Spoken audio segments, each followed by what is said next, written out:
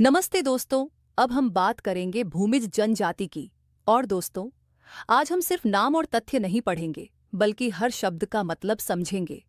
तो ध्यान से सुनिए, बहुत सही रहेगा। सबसे पहले निवास स्थान समझते हैं।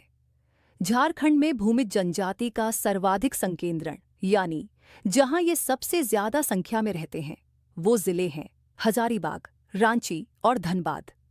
अब बात करते हैं प्रजाति की। भूमिज जनजाति की प्रजाति है प्रोटो ऑस्ट्रालॉइड। दोस्तों, प्रजाति का मतलब होता है मानव का शारीरिक और ऐतिहासिक वर्गीकरण। प्रोटो ऑस्ट्रालॉइड वे जनजातियां होती हैं जो भारत की बहुत प्राचीन मूल आबादी मानी जाती हैं। यानी भूमिज कोई नई जनजाति नहीं, बल्कि हजारों साल पुरानी पहचान है। अब एक बहुत खास नाम सुनिए दोस्तों। भूमिज जनजाति को भगवान के सरदार कहा जाता है। इसका मतलब ये नहीं कि ये भगवान है, बल्कि इसका अर्थ है समाज में इन्हें नेतृत्व करने वाला, रक्षक और मार्गदर्शक माना जाता था। बहुत सम्मानजनक उपाधि है। इतिहास से जुड़ा एक रोचक तथ्य समझिए। घने जंगलों में रहने के कारण मुगल काल में भूमिज को खड्ग उपनाम दिया गया। खड्ग का मतलब होता है तलवार या हथियार। यानी मुगलों की नज़र में भूमिज लोग योद्धा और शक्तिशाली माने जाते थे। अब भाषा की बात करें दोस्तों, इनकी भाषा है मुंडारी, जो ऑस्ट्रो एशियाटिक भाषा परिवार से संबंधित है। और ध्यान देने वाली बात यह है कि इस भाषा पर बंगला और संस्कृत का प्रभाव है। मतलब बोलचाल में हमें बंगला और संस्कृत जैसे शब्द भी मिल जाते हैं। ठीक है रूपा। दोस्तों, अब आते हैं समाज और संस्कृति पर। और यहाँ सबसे पहले समझते हैं एक जरूरी शब्द, पितृसत्तात्मक। पितृसत्तात्मक का मतलब होता है परिवार का मुखिया पिता होता है। फैसले पिता या पुरुष करते हैं। भूमिज समाज पितृसत्तात्मक है, यानी परिवार की कमान पुरुषों के हाथ में होती है। अब आता है एक बहुत इंपॉर्टेंट शब्द, गोत्र।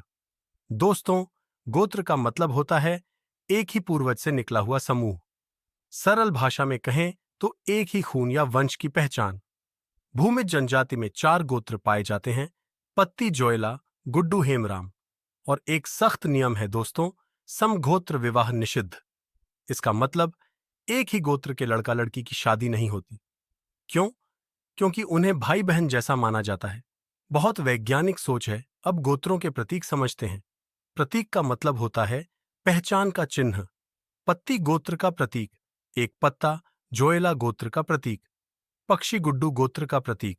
मछली हेमराम गोत्र का प्रतीक, एक बादाम। अब आते हैं विवाह प्रथा पर दोस्तों। भूमिज जनजाति में आयोजित विवाह सबसे ज्यादा प्रचलित है। आयोजित विवाह का मतलब माता पिता और समाज मिलकर शादी तय करते हैं। इसके अलावा भी विवाह के रूप मिलते हैं अपहरण, विवाह घोलट, विवाह सेवा, विवाह राजी खुशी, विवाह। अब एक बहुत ध्यान देने वाली बात दोस्तों, इस जनजाति में तलाक की प्रथा पाई जाती है। और नियम यह है, यदि पति पत्नी को पकड़कर झटके देता है तो तलाक हो जाता है। इससे पता चलता है कि स्त्री की गरिमा को समाज में महत्व दिया जाता है। अब समझते हैं जातीय पंचायत। जातीय पंचायत का मतलब होता है समाज की अपनी अदालत। और इस पंचायत का मुखिया कहलाता है प्रधान। अब त्योहारों की बात करें दोस्तों, खूंटा पूजा, चेत पूजा, काली पूजा, गौराई ठाकुर पूजा, ग्राम ठाकुर पूजा, करम पूजा। ये सभी त्योहार प्रकृति, खेती और ग्राम जीवन से जुड़े हुए हैं। अब आर्थिक व्यवस्था समझते हैं। भूमिज जनजाति का मुख्य पेशा कृषि है और ये लोग अच्छे कृषक माने जाते हैं। अच्छे कृषक का मतलब खेती का अनुभव, मौसम की समझ और मेहनत, तीनों में मजबूत। अब धार्मिक व्यवस्था पर आते हैं दोस्तों। इनके सर्वोच्च देवता हैं ग्राम ठाकुर और गौराई ठाकुर। सर्वोच्च देवता मतलब सबसे बड़े, सबसे पूजनीय देवता। इनके धार्मिक प्रधान को कहा जाता है लाया। और अंत में एक महत्वपूर्ण शब्द, श्राद्ध संस्कार। भूमिज जनजाति में श्राद्ध संस्कार को कहा जाता है कमावात, यानी पितरों को याद करने और सम्मान देने की परंपरा। अब ठीक है दोस्त, अब ये रट्टा नहीं, ये समझाया हुआ कंटेंट है। धन्यवाद।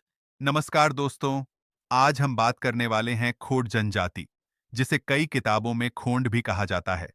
सबसे पहले इसकी पहचान समझते हैं।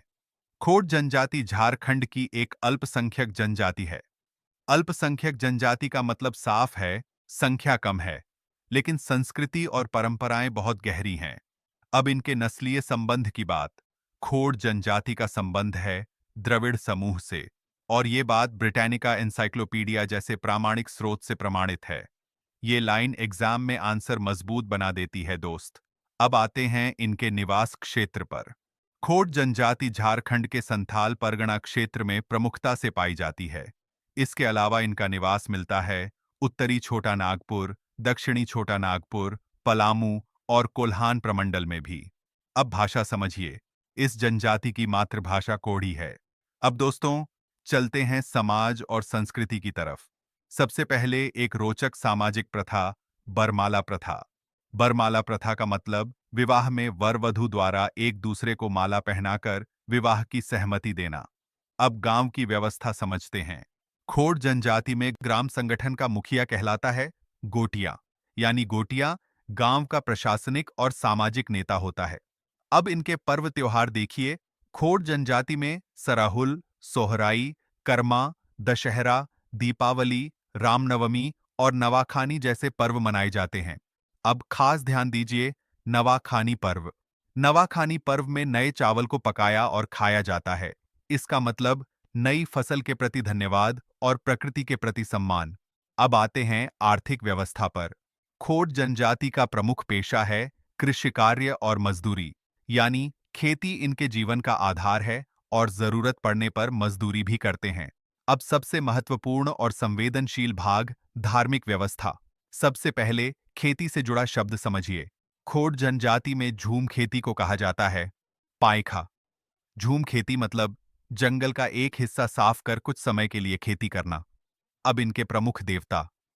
खोड़ जनजाति के प्रमुख देवता हैं सूर्यदेव, और सूर्यदेव को ये लोग बेलापू कहते हैं, यानी बेलापू इनके जीवन में प्रकाश, ऊर्जा और जीवन का प्रतीक है। अब एक ऐतिहासिक और परीक्षा में पूछी जाने वाली बात। खोड़ जनजाति में नरबलि की प्रथा अतीत में प्रचलित रही है। इस प्रथा को कहा जाता था मरियाह। ध्यान रहे दोस्त, यह एक ऐतिहासिक प्रथा थी। आज के समय में इसका सामाजिक रूप से समर्थन नहीं है, लेकिन एग्जाम के लिए नाम याद रखना बहुत जरूरी है। तो दोस्तों, अब खोड़ जनजाति सिर्फ पॉइंट्स नहीं, एक पूरी समझ बन चुकी है। The Career Comrade presents mathematics, reasoning, English, general awareness, general science and current affairs classes for UPSC, SSSC, banking, railway and any others government exams.